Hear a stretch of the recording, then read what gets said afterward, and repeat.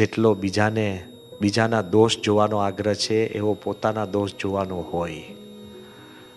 The way we enjoy in finding faults with others, if we focus on finding our faults.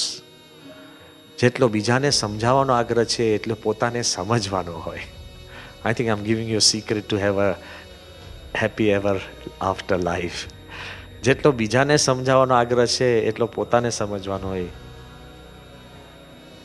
The zeal that you have to explain to others, if you have the same and similar zeal to understand or explain to yourself, Gunatyan Swami says, કાંઈ પ્રશ્ન રહે જ નહીં. You would be free of all challenges.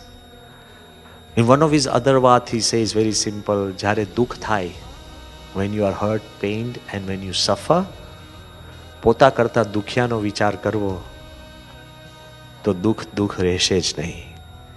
Whenever you are suffering, whenever you are miserable, whenever you feel hurt, whenever you are low, think of others who are in deeper or more dire situations and your pain will be relieved.